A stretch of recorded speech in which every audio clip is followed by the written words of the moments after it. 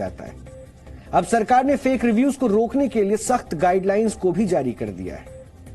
और डीएनए में आज हमारा अगला विश्लेषण यही है, क्योंकि आज फेक रिव्यूज ऑनलाइन शॉपिंग करने वाले लोगों के साथ सबसे बड़ा धोखा है।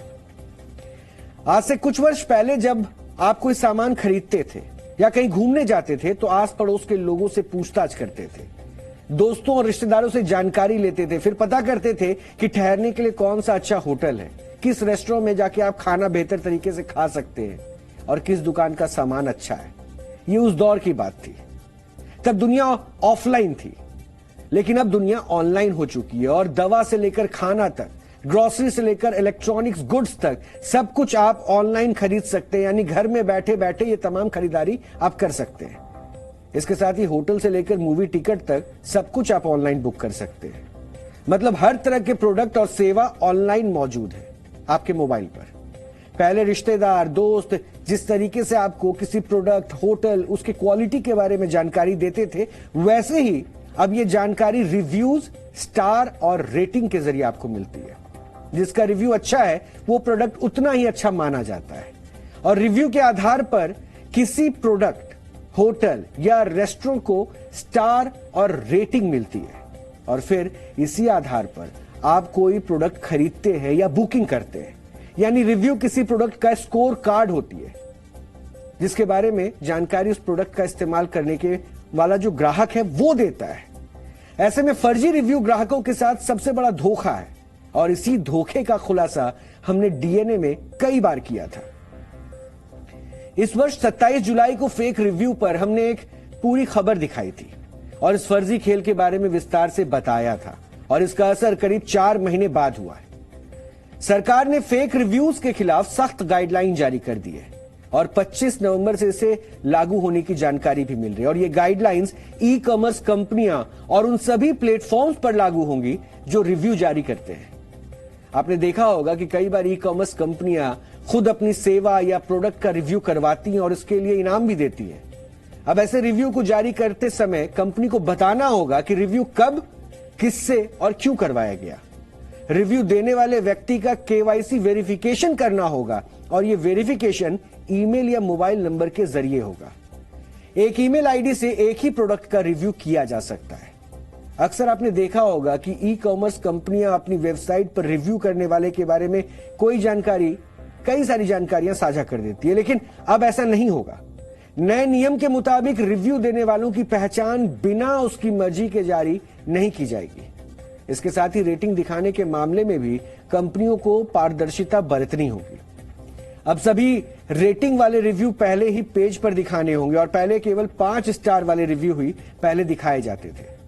फिलहाल इस गाइडलाइंस को मानना स्वैच्छिक है, लेकिन बाद में इसे अनिवार्य भी किया जा सकता है।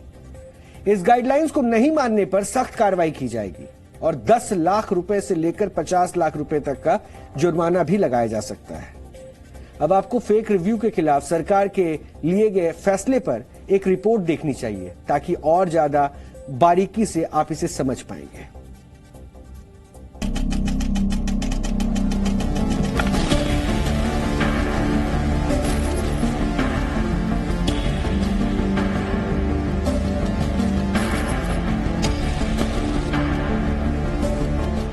देश में जैसे जैसे ई कॉमर्स का बाजार बढ़ता जा रहा है, इससे जुड़ी कई गड़बड़ियां भी लगातार सामने आती रही है।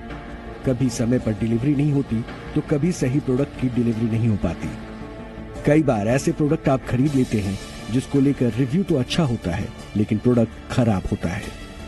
होटल का रिव्यू अच्छा होता है लेकिन जब आप होटल में ठहरे तो वो घटिया था। रेस्टोरेंट के खाने की तारीफ में कई सारे अच्छे रिव्यूज थे, लेकिन जब आपने खाना मंगवाया तो वो खराब था।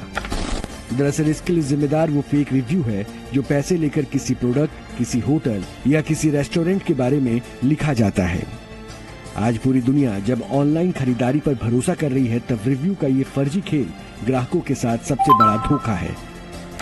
अब हम आपको उस बिजनेस तंत्र के बारे में बताएंगे जिसमें बड़ी बड़ी कंपनियां आपको कस्टमर नहीं बल्कि कष्टों में मरने वाला कस्टमर बना देती है। इन रिव्यूज के पीछे भी एक पूरा तंत्र काम करता है।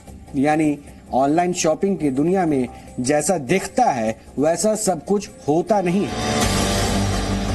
अब इस धोखे के बारे में जब हमने डीएनए में खुलासा किया था, इसके बाद भारत सरकार ने इस मामले को गंभीरता से लेते हुए फर्जी रिव्यू के खेल को रोकने के लिए सख्त नियम लागू कर दिए हैं।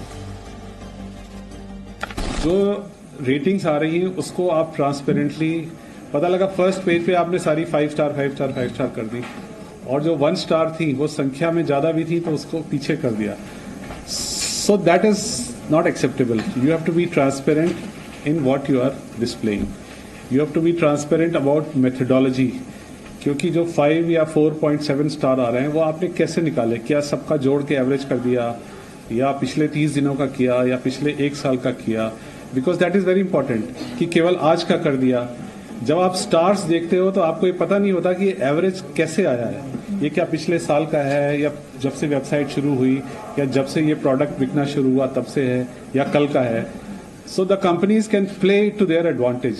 सो we are saying you have to tell. So the fundamental principle here is disclosure. You have to tell in a transparent way as to how the aggregation is being arrived at. अगर कोई e-commerce website unfair review में indulge कर रही है तो I think it's a class, because उस website से बहुत सारे लोग खरीद रहे हैं। So it clearly comes under the authority of my neighbour here who is known for taking strict action. DNA में हम केवल खबरों को दिखाते नहीं हैं, बल्कि लोगों की जिंदगी से जुड़ी ऐसी समस्याओं के बारे में भी बताते हैं जिनकी चर्चा बेहद कम होती है। और फेक रिव्यू के इस पूरे गंदे खेल का खुलासा जब हमने डीएनए में किया तो उसके बाद भारत सरकार ने गाइडलाइंस जारी की। साइबर एक्सपर्ट्स मानते हैं कि एक बहुत बड़ा फैसला है और आने वाले दिनों में इस फैसले का असर भी काफी ज्यादा देखने को मिलेगा। जो ई कॉमर्स पोर्टल पर करीब 20 से 25% लोग जो कंप्लेन करते हैं उनकी कंप्लेन कभी रिजॉल्व होती ही नहीं। मतलब उनके पास प्रोडक्ट पहुंचा ही नहीं, गलत प्रोडक्ट पहुंचा, या पैसे चले गए और चीज कुछ और हो गई। ये सारी चीजें बहुत हो रही हैं और 25% अनरिजॉल्व है। इसका मतलब है कि कुछ लोग हैं जो इस चीज को एज एन अपॉर्चुनिटी यूज कर रहे थे, और ये हम लगातार दिखा रहे थे। डीएनए पे भी हमने कई बार दिखाया, और ये चीज लगातार गवर्नमेंट को पुश किया गया कि इस बारे में कोई गाइडलाइन लाई जाए, जो मेरे ख्याल से बहुत बड़ा स्टेप है इस डायरेक्शन में। इससे एंड कंज्यूमर को सीधे सीधे फायदा होगा। गवर्नमेंट ने साफ साफ कह दिया है कि अब फेक रिव्यूज आप नहीं डाल सकते। अब जो ये पोर्टल है उनको ये तय करना होगा कि जो भी रिव्यूज डाल रहे हैं उन्होंने वो प्रोडक्ट यूज किया है, वो उन्होंने परचेज किया है, तभी वो कोई रिव्यू डालें, अदरवाइज ना डालें। और यदि ऐसे फेक रिव्यूज पाए गए तो फिर हैवी पेनल्टी का प्रावधान है। 10 लाख तक की पेनल्टी अभी लगाई गई है। एक्सपर्ट्स मानते हैं कि जुर्माने का फैसला बेहद सही है और इससे भारतीय ऑनलाइन बाजार में पारदर्शिता आएगी। मैं मुबारकबाद देता हूं डीएनए को और जी को, ताकि वो लगातार कई सालों से ये मुहिम चला रहा है फेक रिव्यूज को लेकर, और अब शायद उस मुहिम की वजह से और अन्य फोर्सेस की वजह से अब सरकार कहीं ना कहीं जागृत हुई है और उसने नई गाइडलाइंस को प्रकाशित किया है। ये एक सही दिशा में सही कदम है। मैं मानता हूं कि अल्टीमेटली ये जो फेक रिव्यूज हैं इसको अनफेयर ट्रेड प्रैक्टिस में लाना बिल्कुल एक लॉजिकल क्रॉलरी है। सरकार का बड़ा अच्छा फ्यूचरिस्टिक कदम है, क्योंकि अब उन्होंने सैद्धांतिक तौर पर बता दिया है कि आप ऐसा कुछ भी करेंगे तो अनफेयर ट्रेड प्रैक्टिस में जाएंगे। उसका सीधा तात्पर्य यह भी है कि अगर आपके फेक रिव्यूज की वजह से किसी को नुकसान पहुंचता है तो वो आपकी खिंचावट कंपटीशन कमीशन ऑफ इंडिया में भी जाकर कर सकेगा।